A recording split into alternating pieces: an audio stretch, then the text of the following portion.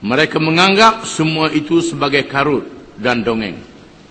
Jadi perjuangan mereka sebenarnya menentang Nabi Sulaiman AS. Walaupun mereka mendakwa nak sambung perjuangan Nabi Sulaiman. Kerana mereka mengingkari Allah Subhanahu Wa Taala, mengingkari para rasul dan kitab-kitab yang diturunkan oleh Allah, Taurah, Zabur, Injil, Al-Quranul Karim, dan suhuf-suhuf yang diturunkan kepada rasul-rasul alaihimussalatu wassalam. Berusaha ke arah menjatuhkan kerajaan-kerajaan yang tidak dapat dipengaruhi dengan segala cara sahaja. Mana-mana kerajaan yang mereka tak boleh pengaruh, mereka akan jatuhkan kerajaan itu. Mereka berusaha akan tumbangkan kerajaan itu. Kerajaan yang boleh kekal ialah kerajaan yang sokong mereka, ataupun pemimpin-pemimpinnya menjadi ahli mereka. Pemimpin kerajaan, raja-raja, presiden, menteri, ketua-ketua hakim, ketua tentera, ketua polis, yang menjadi ahli perempuan. Kalau jadi ahli perempuan, maka kerajaan itu akan dipertahankan. Kalau sekiranya kerajaan itu kerajaan yang tak boleh dipengaruhi oleh perempuan, maka akan diusaha sedaya upaya untuk dijatuhkan.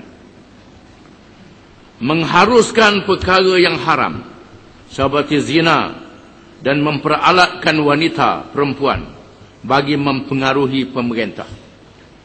Mereka menggunakan duit, menggunakan perempuan untuk menguasai pemimpin-pemimpin negara dengan tujuan untuk merosakkan negara yang berkenaan, supaya ikut kepada telunjuk mereka, ikut kepada kemahuan mereka dan kehendak mereka.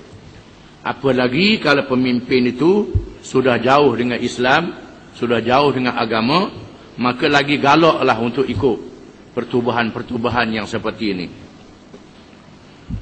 Mewujudkan jorang bangsa selain Yahudi kepada beberapa kelas. Mereka menganggap bangsa selain Yahudi bertaraf rendah dan berusaha melalagakan mereka dengan mencetuskan perang dan sebagainya. Yang pertama, mereka menganggap manusia yang sebenar ialah bangsa Yahudi. Lain pada Yahudi dinamakan Goyim. Goyim, sejenis hayawan, sejenis binatang.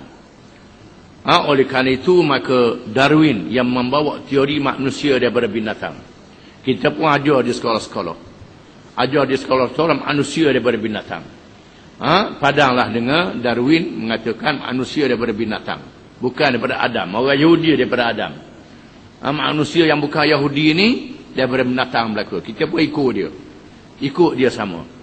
Ini ialah pengaruh Freemason. Membekalkan senjata kepada kumpulan-kumpulan pemberontak. Mana-mana kumpulan pemberontak yang menimbulkan huru-hara, dibekalkan senjata. Dibekalkan senjata. Sama ada untuk menjatuhkan kerajaan, ataupun kerajaan jangan jatuh, tapi negeri jadi huru-hara dengan adanya pemberontak. Dia boleh menegar senjata. Di mana mereka ni memiliki kilang-kilang senjata, berniaga senjata dengan menjual kepada pemberontak-pemberontak. Hari ini tambah pula dengan perniagaan dadah.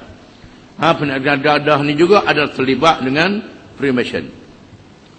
Menimbulkan perbalahan-perbalahan kaum di beberapa buah negara dunia. Menimbulkan pergaduhan di antara bangsa, di antara kaum. Islam menggalakkan perpaduan kaum. Memerintah dengan adil. Bila Islam memerintah, yang pertama ajak orang masuk Islam. Yang kedua, kalau orang tak mau masuk Islam, kita tak paksa dia masuk Islam. Biar dia duduk di bawah pemerintahan Islam yang adil. Mana-mana bangsa yang masuk Islam, dia mendapat tempat yang mulia di dalam negara. Bahkan dalam sejarah Islam, bukan sahaja orang Arab menjadi ketua negara, terdapat orang-orang yang bukan Arab menjadi ketua negara. Orang Kurdis, orang Turki, dan bermacam-macam puak pernah jadi ketua negara yang memerintah negara umat Islam. Tidak selamanya orang Arab. Jadi masalah kaum tidak menjadi masalah bagi orang Islam. Kita orang Melayu je tanpa bodoh. Masuk Islam, masuk Melayu. Tak erti bahasa. Kerana tak mengaji Islam. Islam lain, Melayu lain. Macam Abu Jahal tu Arab. Arab lebih pada Melayu lagi. Tak Abu Jahal kafir. Kafir Abu Jahal. Melayu begitu juga kalau tak ikut Islam. Lawan Islam kafir lah. Serupa dengan Abu Jahal orang Arab tu juga. Kena faham. Islam adalah Islam. Bangsa itu satu bab lain. Kita tak paksa bangsa-bangsa masuk Islam. Bangsa yang tak masuk Islam duduk di bawah pemerintah. Dengan damai, dengan baik. Meruntuhkan akhlak dengan pelbagai cara. Seperti menggunakan media massa dengan membiaya dan menganjur sesuatu program. Ia bertujuan menimbulkan kegelisahan orang ramai yang berpegang pada agama dan berakhlak baik dengan menubuhkan unsur-unsur kekufuran dan keganasan. Mereka menguasai filem, syarikat-syarikat perfilman, syarikat-syarikat berita, mengeluarkan majalah, mengeluarkan siaran TV yang disiarkan di seluruh dunia. Ini dikuasai oleh mereka dengan membawa cerita-cerita yang merosakkan akhlak, yang meruntuhkan akidah, yang melemahkan manusia berpegang dengan agama, yang melalaikan. Ini ialah cara Freemason. Menggalakkan rasuah dan keruntuhan akhlak di kalangan pemimpin-pemimpin dan pegawai-pegawai kerajaan. Mereka melakukan kegiatan itu bagi memperalakkan golongan eksekutif. Pegawai-pegawai tinggi, pegawai besar kerajaan digalakkan dalam majlis-majlis parti, anjuran-anjuran tari-menari, bertukar bining, minum arak, dadah dan lain-lain. Ini cara rasuah. Rasuah, melalui rasuah. Mereka beri suap untuk perniagaan mereka dan untuk perancangan mereka yang jahat. Ini dalam negara kita pun banyak juga tersebar benda macam ni. Itu adalah pengaruh Freemason. Menjerat dan mengumpan pemimpin dan orang yang berpengaruh dalam masyarakat sehingga mereka terpaksa tunduk kepada Freemason. Mereka mengumpan pemimpin-pemimpin. Pemimpin-pemimpin diumpan oleh mereka.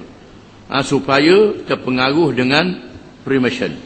Pemimpin-pemimpin dalam kerajaan dan orang-orang yang berpengaruh dalam masyarakat digalakkan masuk pertubuhan mereka di atas nama kebajikan, di atas nama perkara baik, di atas nama persaudaraan, macam-macam di atas nama itu.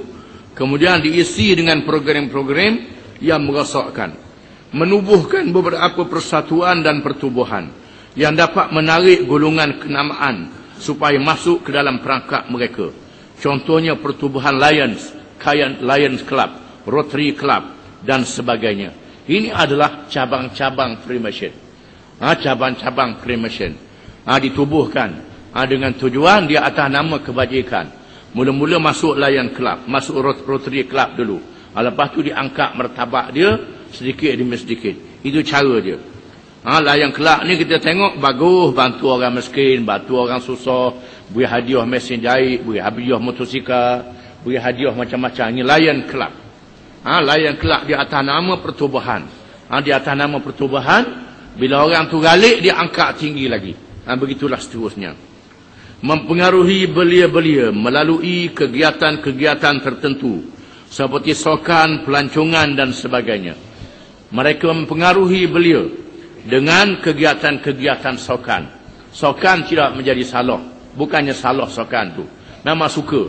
Dalam suka tu diisi dengan perkara maksiat. Main sokan tidak salah. Tapi mestilah semayang. Mesti memakai pakaian yang menutup aurat. Jangan bergaduh, jangan berkelahi.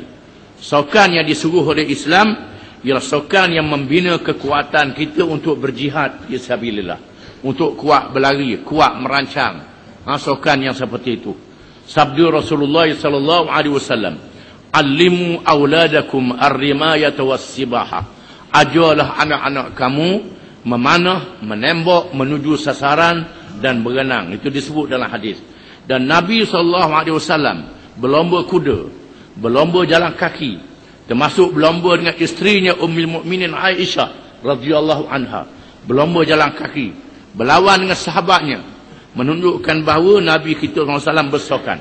Sokannya ialah untuk membina kekuatan umat bagi berjihad fisabilillah. Bukan sokan yang melekakan.